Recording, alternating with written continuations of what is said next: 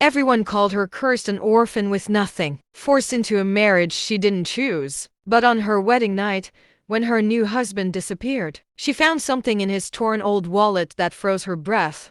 A royal insignia, a missing person's emblem, and a name that didn't belong to a broke nobody at all. "Let's begin." They said orphans were used to pain, but Era knew that wasn't true. Pain never gets easier, your body just learns where to store it. She had learned to swallow heartbreak the way others swallowed food, quietly and without complaint. Growing up in the orphanage, she had survived on scraps of kindness, stray moments of warmth from people who were too busy to care. But she still believed her life might one day be her own, until the day she was forced to marry a man the village mocked as a broke nobody. His name was Ryan, a boy who kept his head low, a young man with patched shirts, torn shoes, and a silence thick enough to choke a room. No one knew where he came from. They only knew he lived at the edge of the village, near the old river bend, in a hut barely standing. They called him useless. They laughed at him. No one treated him like a human being. And now he would be her husband. Era didn't have a choice. The orphanage had run out of funding. The headmistress said she couldn't keep her any longer. In the village,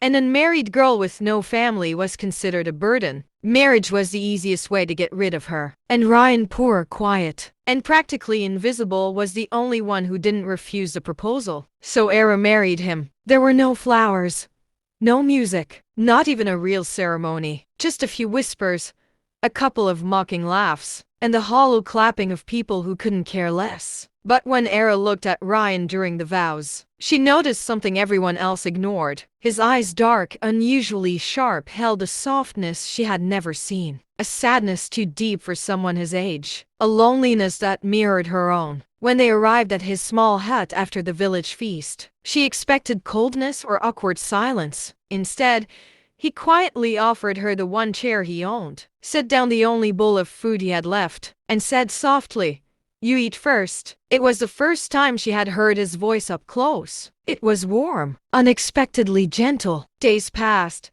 and life was far from comfortable. They shared a bed made of straw. They cooked using small wood scraps. They fetched water together, carrying buckets heavier than their bodies could handle. But strangely, Era felt something she had never felt at the orphanage. Peace. Ryan never yelled, never blamed her, never demanded anything. He worked from sunrise to sunset at the docks, earning barely enough coins for a loaf of bread. Yet he always made sure she ate more than him, always made sure she slept before he did. Sometimes Era would catch him staring at the sky at night, eyes filled with a longing she couldn't understand. She assumed he was dreaming of a better life, a life far away from poverty. One evening, while he was asleep, Era tried to fold his clothes. A simple gesture, a small thank you for caring about her when no one else did. But as she lifted his old shirt, something fell out from a hidden pocket, a torn leather wallet. She opened it. Inside was a golden crest engraved with foreign symbols. Next to it, a small photograph of a boy, Ryan, but dressed in expensive clothing, standing beside a man in royal uniform. There was also a faded newspaper clipping with the headline, "Crown Prince Adrian missing, royal family offers massive reward." Era's heart stopped. Ryan, a prince? She reread the name, Adrian. Ryan. The letters aligned like pieces of a puzzle sliding into place. Her breath trembled. Why would a prince live like this? Why was he hiding? Why would someone like him marry someone like her? Era felt dizzy. She clutched the wallet so tightly her fingers hurt. Before she could gather her thoughts, the door slammed open. Ryan stood there, eyes thunderous, breathing heavily as if he had run miles. His gaze dropped to the wallet in her hand. The color drained from his face. "Era, put that down," he whispered. "Ryan, or should I call you Prince Adrian?" He flinched. For the first time since she had met him, he looked terrified. He slowly stepped forward, closing the door behind him. His voice shook as he said, "Please, no one can know." "Not yet." Tears burned Era's eyes. Why are you here? Why pretend to be a nobody? Why marry me?" Ryan sank to the floor, burying his face in his hands. When he finally spoke, his voice was raw. I lost everything. He explained that 2 years ago, during a political conflict within the royal family, he had been kidnapped by those hungry for the throne. He had escaped, but not before suffering severe trauma that wiped out parts of his memory. He wandered through forests, villages, and towns, not knowing who he was, with only fragments of his past haunting him. The wallet was the only thing he kept, his last clue to an identity he couldn't fully remember. He ended up in her village, starving, injured, and lost. People mocked him, beat him, called him worthless. He began believing it too. And then, they said you needed a husband, he whispered. I didn't know why I stepped forward, but something in me told me that if anyone deserved kindness, it was you. Era felt tears spill. I didn't marry you because I'm a prince, he added. I married you because your eyes looked like mine, like someone searching for a reason to keep living. Her chest tightened painfully. Before she could speak, sudden loud knocks thundered from outside. Guards, voices, horses.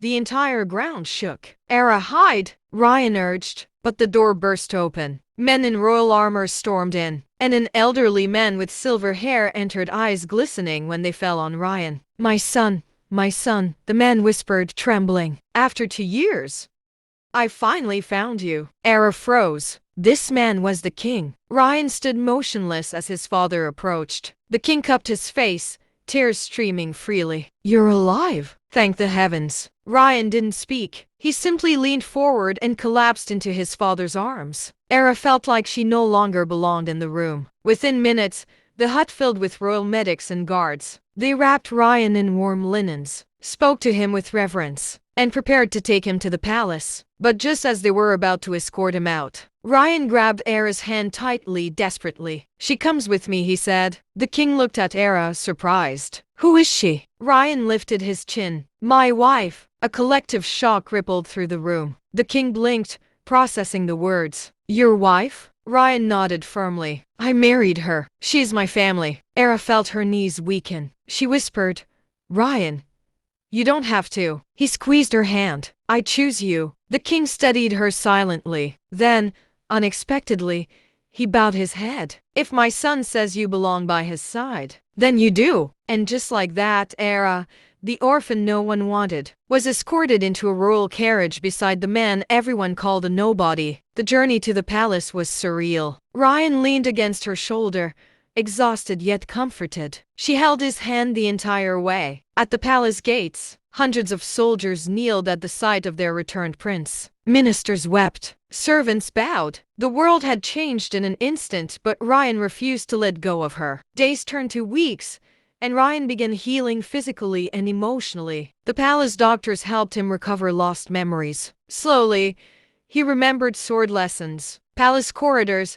political meetings, his mother's lullabies, and the royal gardens he once played in. Through it all, Era stayed with him. She taught him how to sleep without fear, how to laugh again, how to live without guilt. And Ryan, now Prince Adrian, once more told the world she was his strength, his reason to return, his unexpected blessing. But the biggest shock came during the coronation ceremony, when the king announced, by my authority, I recognize Era as the future princess consort. The crowd gasped. Era trembled, unable to believe it. Ryan looked at her with the same gentle warmth he had shown on their first night. He whispered, you were never a nobody, Era. Not to me. And for the first time in her life, Era felt seen, not as an orphan, not as a burden, but as someone precious. She had married a man the world mocked, only to discover he was a lost prince. But the truth was, she didn't love the prince. She loved the quiet boy who offered her the only bowl of food he had. She loved the man who worked himself to exhaustion so she could rest. She loved the heart beneath the crown. And that was the real miracle.